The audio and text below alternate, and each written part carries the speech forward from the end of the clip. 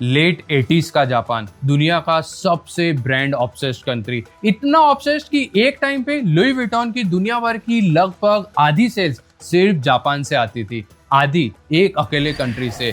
LV, Gucci, Chanel, Tokyo की हर गली में लोगो ही logo. Japan was not just buying luxury, Japan was luxury. आज वही जापान दुनिया की सबसे फास्टेस्ट ग्रोइंग बोरिंग कंपनीज दे रहा है, जिनके प्रोडक्ट पे कोई लोगो नहीं, कोई ब्रांड नेम नहीं, कोई फ्लैशी डिजाइन नहीं। एक कंपनी ने तो अपना नाम ही रखा नो ब्रांड, लेकिन एक कंपनी तो सेम प्लेन टी शर्ट सालों से बेच रही है और ज़ारा, H&M जैसे ग्लोबल जायंट्स के स्टोर्स बंद करवा रही है।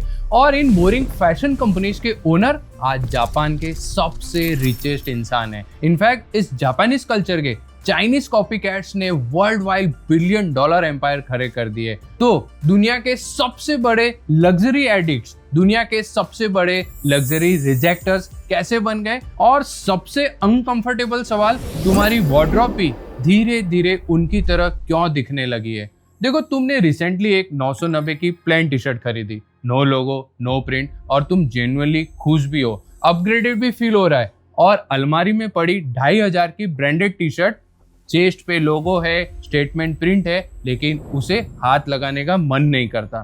तो कुछ बदल गया है तुम्हारे अंदर भी। इस शिफ्ट को क्वाइट लग्जरी बोलते हैं। सिर्फ एक साल में गूगल पे इसकी सर्च 990% बढ़ गई। ये कोई फैशन ट्रेंड नहीं, कुछ तो डीप चल रहा है। गैस, ये लोकल सी दिखने वाला पेन कितने का होगा? और इस अजीब से फोन केस की प्राइस, कैन यू इमेजिन? ये पेन 100 रुपए की और फोन केस 1500 का है। और ये लोकल स्टेशनरी दुकान में नहीं मिलेगा। इन्हें खरीदने के लिए तुम्हें जाना होगा अंबानी के लग्जरी मॉल के अंदर 12,000 स्क्वायर फीट फ्लैगशिप स्टोर में।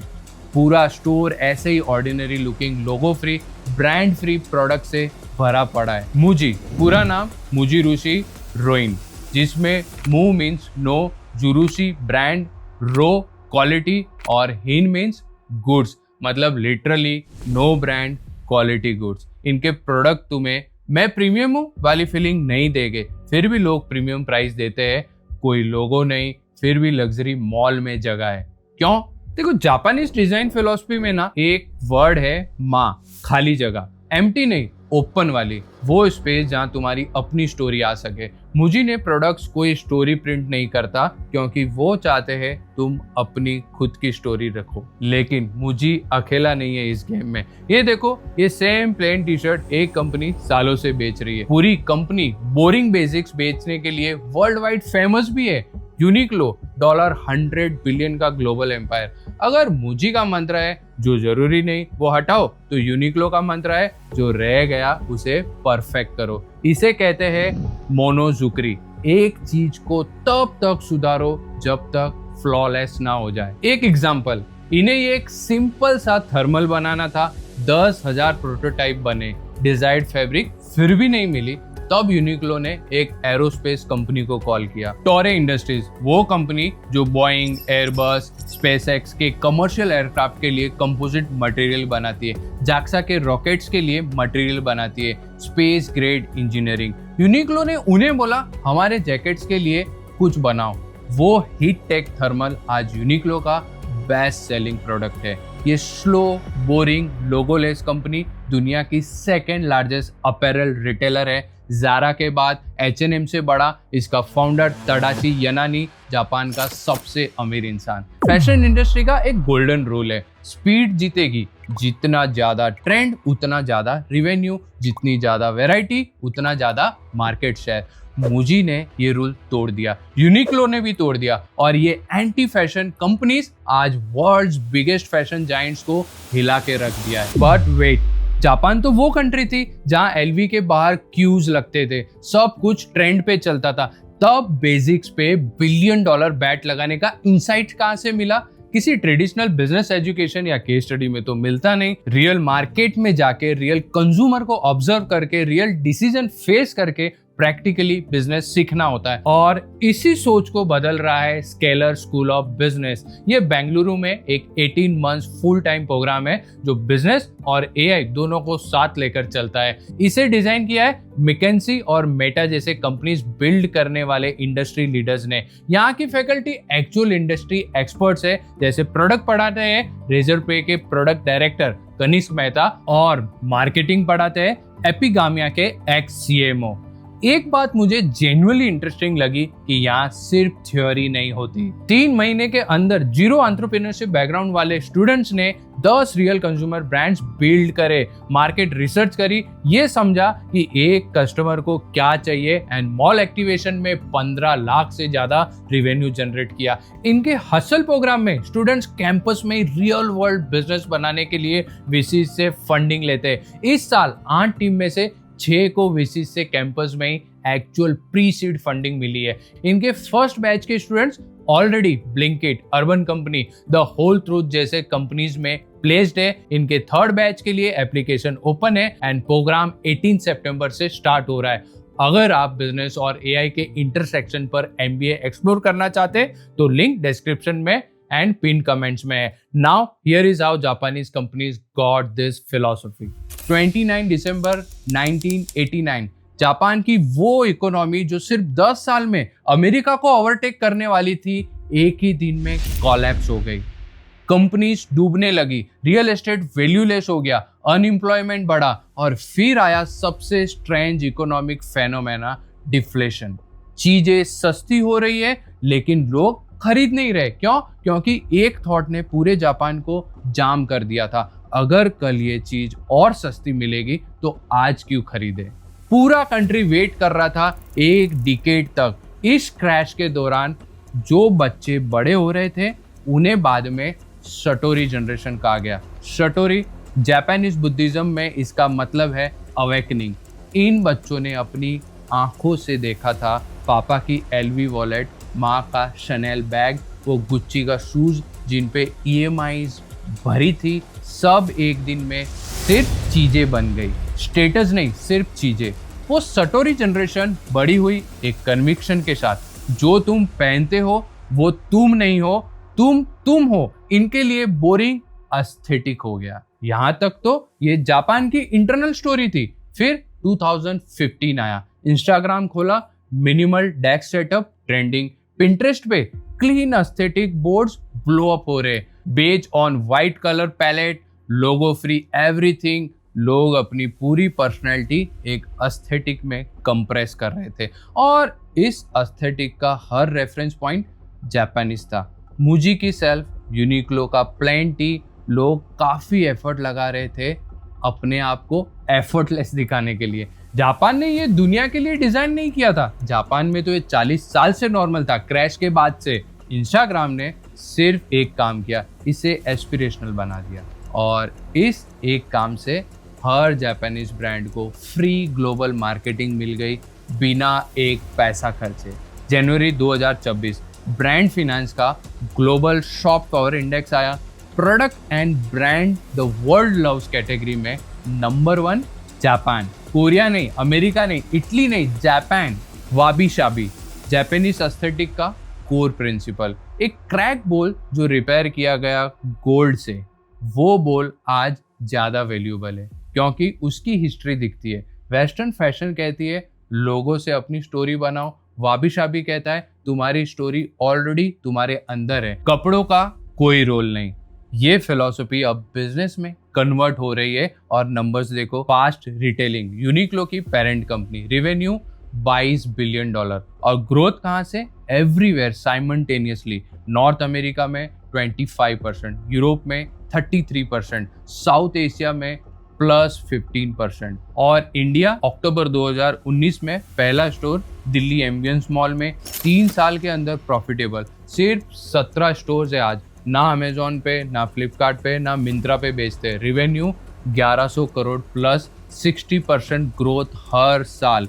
एक यूनिक्लो स्टोर कितना बेचता है? H&M के एक स्टोर से डबल। ऑपरेटिंग मार्जिन यूनिक्लो का 16% और H&M का 7%। H&M इंडिया ने क्या किया, 64 स्टोर्स थे, 17 बंद कर दिए, अपनी गलती मान ली। ज़ारा इंडिया 2 साल से रिवेन्यू ठप, 2026 में प्रॉफिट 32% क्रैश हो गया। और यूनिक्लो का कस्टमर रिपीट रेट 73%, 3 में से 2 लोग वापस आ रहे हैं। तो ज़ारा और H&M इतने कॉन्फिडेंट थे, सालों के ब्रांड इक्विटी, बिलियंस की मार्केटिंग, फिर ये बोरिंग कंपनी कहां से आई और सब कुछ पलट दिया? इसका जवाब यूनिक्लो के एक डिसीजन में है जो फैशन इंडस्ट्री के हर रूल्स के अगेंस्ट था। 12 मंथ्स यूनिक्लो एक प्रोडक्ट डेवलप करने में लगाता है, 12 महीने। उसी टाइम में ज़ारा 24 कलेक्शंस लॉन्च कर चुका होता है। वैरायटी यूनिक्लो के पास सिर्फ 1000 SKUs है, ज़ारा के 12,000 और H&M के 20,000 के अगेंस्ट। फैशन इंडस्ट्री का लॉजिक कहता है जितना ज़्यादा चॉइस उतनी ज़्यादा सेल्स। यूनिक्लो ने सीधा उल्टा किया और जीत गया। और यूनिक्लो अकेला नहीं है, मुजी $5 billion revenue, 1400 stores globally, record high. Dizo Japan का वो स्टोर जहां लिटरली हर चीज 140 में मिलती है, एक प्राइस सब कुछ। 26 कंट्रीज में 5600 स्टोर्स है, इंडिया में भी 10 खुल गए। 3 अलग कंपनीज, 3 अलग प्रोडक्ट, एक common thread, minimalism, simplicity, no logo. और इस ट्रेंड को देख के एक चीज और हो रही है दुनिया में, कॉपी कैट्स। एक स्टोर है, clean self, soft lighting, bamboo undertone, logo में जापानीज स्क्रिप्ट भी है, नाम सुन के लगता है ये जापानीज ब्रांड है। स्टोर में जाओ, मुजी जैसी पैकेजिंग, यूनिक्लो जैसा लेआउट, प्रोडक्ट पे जापानीज एस्थेटिक। ये मिनीशो है और मिनीशो चाइनीज है।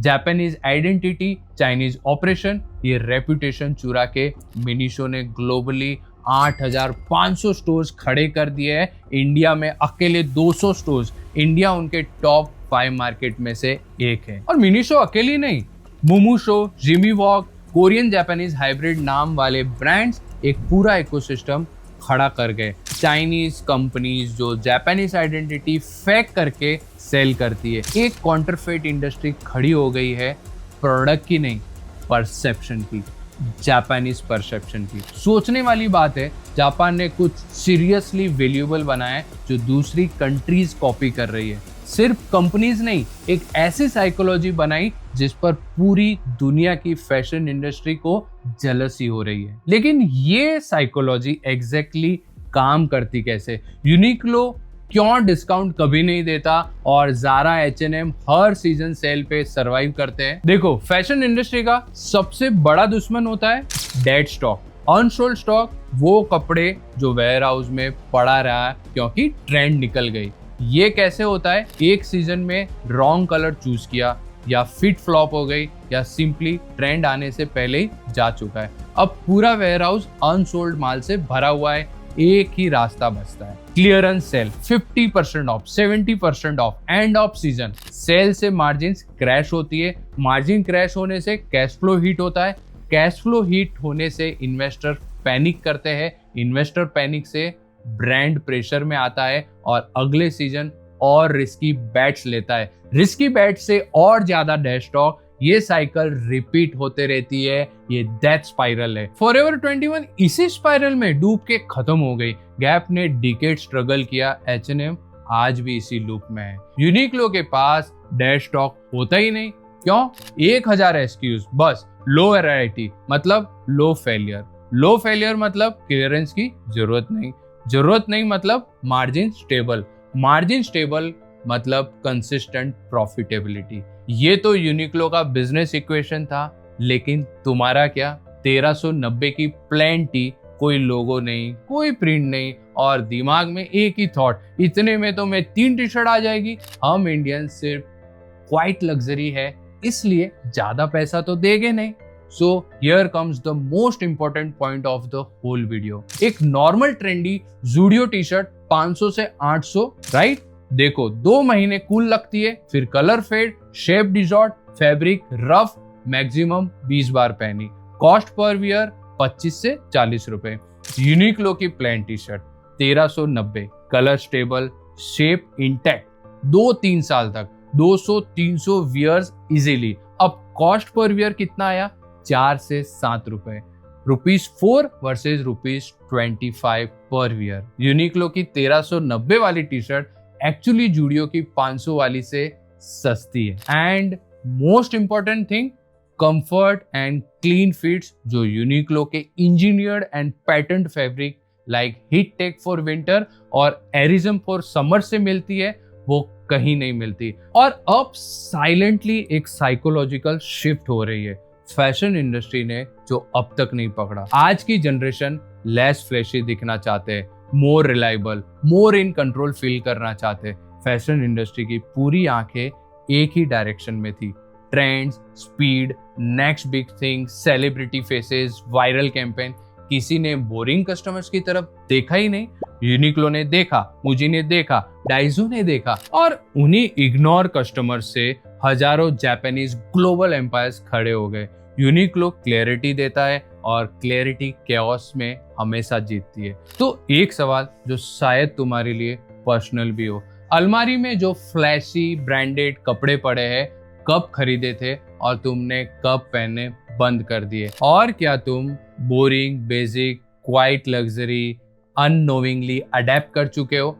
कमेंट में जरूर बताना। दोस्तों, मेरा नाम है प्रकाश और मैं थिंक विंग्स पर ऐसे ही इंडस्ट्री एनालिसिस करते रहता हूँ। अगर आप इंटरेस्टेड हो तो सब्सक्राइब कर देना और वीडियो अच्छी लगी हो तो लाइक करके हाइप जरूर करना।